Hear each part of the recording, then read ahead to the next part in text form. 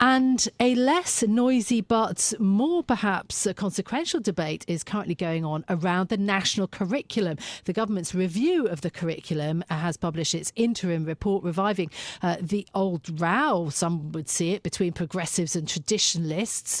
So is education becoming more politicised? What's the impact? Who's in control? Who benefits? Well, joining us to talk through these questions is Dani Payne, Senior Researcher at the Social Market Foundation.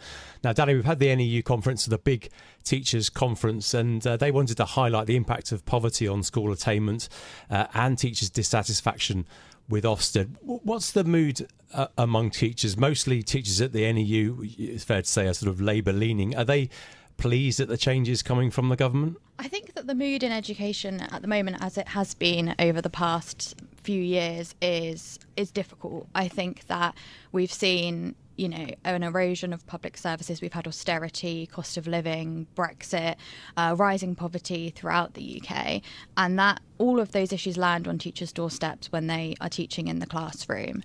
I think that particularly the policy churn that we've had over the last decade as well, we've had 12 education secretaries in 14 years. It's very difficult for teachers, for school leaders to cope with without the stability of leadership and policy direction. In terms of how well insulated schools are going to be from what we know are the funding pressures in Britain, major ones, not just kind of keeping up with debt repayments in the UK, but the kind of idea that we could spend more on defence. How well insulated do you think schools are going to be? I think the biggest financial pressure in schools at the moment, particularly for state schools, for local government maintained schools, is the pressure of SEND spending. So as the SEND deficit rises in local councils, we are seeing local councils taking some money away from schools to plug that deficit gap. I think the biggest thing that government could do to help the funding sustainability of schools would be to sort out the SEND crisis, which is one of Bridget Phillipson's main aims. There are some elements of reforming the system. There might also just be a need to wipe those deficits and to give councils a blank slate. So special education needs very, very much a live issue. I just want to take the conversation in a slightly more broad direction. How would you categorise Labour's kind of position towards the schools debate? Is it one of revolution or is it more one of sort of gradual transition? Bridget Phillipson has been talking about evolution, not revolution. And for example, the interim curriculum report that you mentioned earlier very much said they want to build on progress that's already being made. There are some more ambitious language around kind of breaking the class ceiling, opportunities for all, aspiration for all, which are very kind of large ambitions, but very politically popular broadly. People in Britain do feel that people should have the same opportunities to do well and that it should be based on hard work rather than someone's background. But I do think from the changes we've seen so far, most of them have not been particularly radical. It hasn't been kind of throwing everything out and starting from scratch. It's very much building on a fairly strong curriculum, fairly high attainment, but saying that it's only high attainment for some and some have been left behind. SEND children, for example, children in deep areas of poverty. We've got rising attainment gaps. So it's saying that the system is working for some, but it's not working for these. And how can we ensure that the system works for all children? Having said that, on university campuses, you've got education really becoming quite deeply politicised. How much is that true at primary and secondary level now? I would say that people who work in politics would like all areas to be politicised and that increasingly, whatever topic we're talking about, you can make arguments that it's becoming more politicised and more polarised. I think in a school setting, it is less so.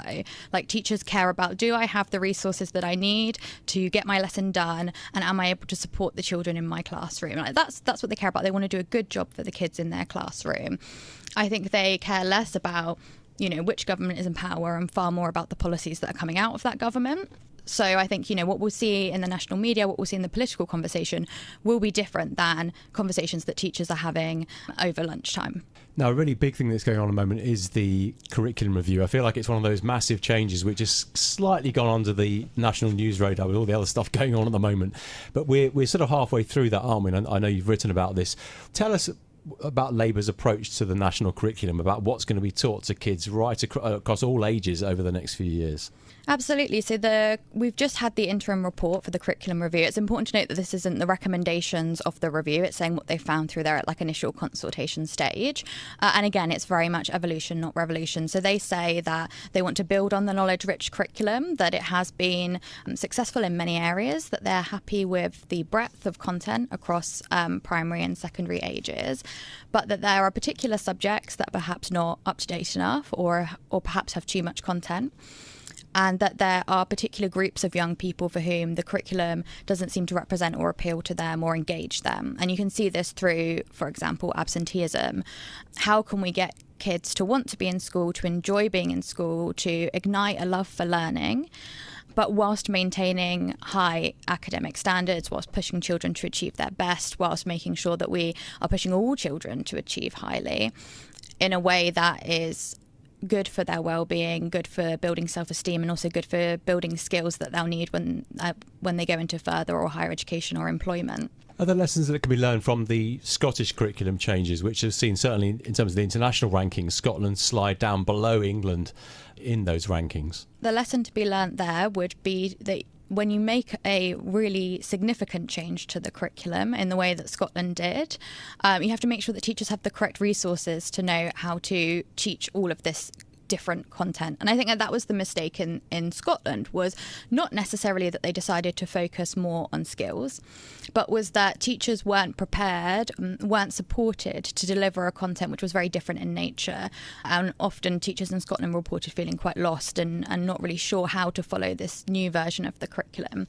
I think it also shows the importance of continually reviewing the curriculum. So what we've had in England and across the UK is a few big changes to the curriculum, maybe every decade or so. Most other countries will continually review the curriculum, and then you just have small changes each time. And that's much easier for teachers to adapt to change to. It's an evolution over time of the curriculum, rather than throwing out the old one and bringing in a whole new one, which is very disruptive for both schools and for children. And yet there are pressures on schools, aren't there, to do so many things, not just to teach many things, but also to deliver for society more broadly. I mean, what do you make of this idea of educational settings being able to fight radicalisation, for example, by what the Prime Minister wants to do, which is to show, that TV series Adolescence to kids at school? I mean, that's quite novel. It's also quite speedy for something in the media to suddenly land in schools. Yes, I agree. And I think that there's a few issues that need to be tackled if we're going to tackle radicalisation in schools. One of them is ensuring that kids have political literacy, which you can see if you look at the data, particularly kids who attend state schools and are in deprived areas are not receiving political literacy education. They need to know how to be able to think critically, how to be able to find safe, trusted sources of information, particularly online, when our children have never been thrown so much information as they are now, and being able to distinguish, for example, when they're scrolling TikTok, between someone who is a trustworthy source and someone who has kind of another agenda, is very, very difficult for children. So I think that critical thinking piece is really important, and that comes often through studies of humanities subjects and reading text critically and looking critically at history, for example. But the key thing here is that teachers themselves need to be informed and need to be knowledgeable and need to be able to themselves pick out correct information and to spot misinformation. And we see this in lots of different areas where someone says you should add this to the curriculum. That's not a golden ticket if the teachers aren't ready to teach it. So people talk about financial literacy, for example, but unfortunately, many teachers themselves are not. Heart. Yes, I hear you. Yes. Okay. And unfortunately, many teachers themselves are not financially literate. So without training, we couldn't expect them to teach children that properly. And it's the same with radicalisation.